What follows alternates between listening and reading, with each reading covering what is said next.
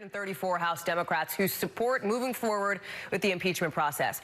House Speaker Nancy Pelosi has been very clear that this is not a change. This is consistent with what they've been doing so far, which are the continuation of investigations. How do you see it? Is this a ratcheting up, or is this more of the same? I do think it's a ratcheting up, and it is more explicit. We are in an impeachment inquiry. Chairman Nadler has made that clear. There's going to be a vote at the Judiciary Committee expanding this week, which is going to make it very clear that it's not just about the Mueller report and the obstruction of justice. It's also going to look at quid pro quo and the president possibly profiting from U.S. tax dollars. So we are in an inquiry.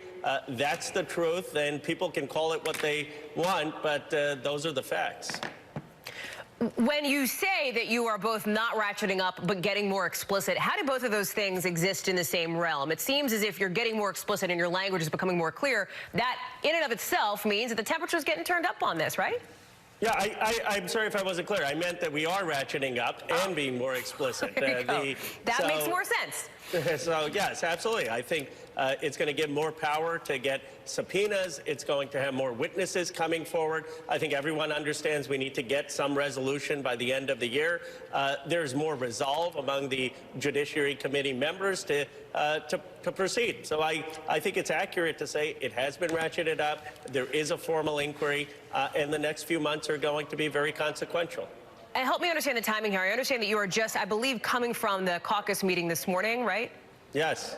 Where was Speaker Pelosi on this? Does she see where her caucus is? Does she feel increasing pressure on her? How did that come up? What was the discussion inside the room? I've known Speaker Pelosi for 15 years. She's not the type to feel pressure.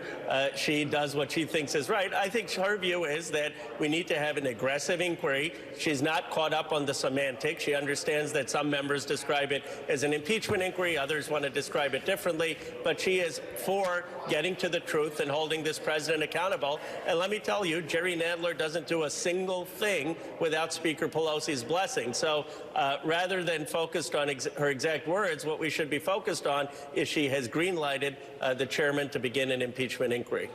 Let me ask you about another issue that is top of mind, I know, for you and some of your Democratic colleagues, which is gun control and putting forward some kind of gun legislation, getting it through the Senate, if you will, much less the House, which has already passed some background checks. Are you hopeful and confident? It seems like it comes down to President Trump and what he would support. That's what Mitch McConnell has said in so many words that he's waiting for. Are you confident you will get some kind of a signal from the president soon on where he stands and what he'll support? How much do you need that? We definitely need it, and he goes back and forth. One day he says, let's have red flag laws, let's have universal background checks. And by the way, all background checks are is saying we shouldn't give guns to criminals. And the other day he flips himself after he talks to the NRA or talks to his political advisors who tell him this is going to cost him his base.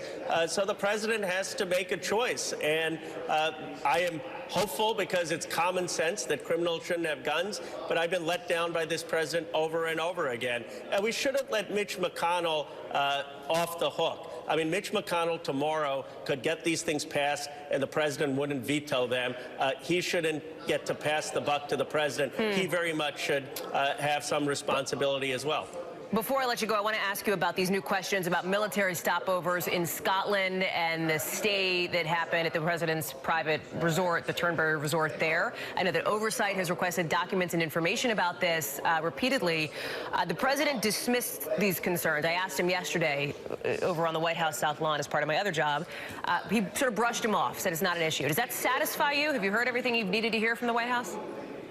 No, it doesn't. I mean, the basic sense of public office, whether you're in Congress, whether you're on the school board, whether you're president of the United States, is you shouldn't use tax dollars to benefit yourself. And the question is, why is this taking place? If it wasn't the president, why is there a culture in this administration of kissing up to the president that they feel the need to stay in the Trump properties? Why can't the president just have a blanket rule saying, do not stay at my properties? There are plenty of other hotels around the world, plenty of other hotels in the United States. Are you ready to subpoena if you don't get the documents you need? We are. We would like some of the questions. I mean, you get to ask the president questions, but he doesn't respond to our committee. I mean, Congress is a co-equal branch of government. They should answer the questions. Why were these decisions made? Were these really the cheapest and best places to live? Why couldn't they have gone to other hotels? And I don't understand it. Okay. Why this appearance of conflict can't be resolved. Air Force and the Pentagon, the military has been defending that particular stay, although there is an internal review into that. Congressman Khanna of California, I know you got a busy one. I'll let you go. Thank you for being on with us. We talk about how rock and roll.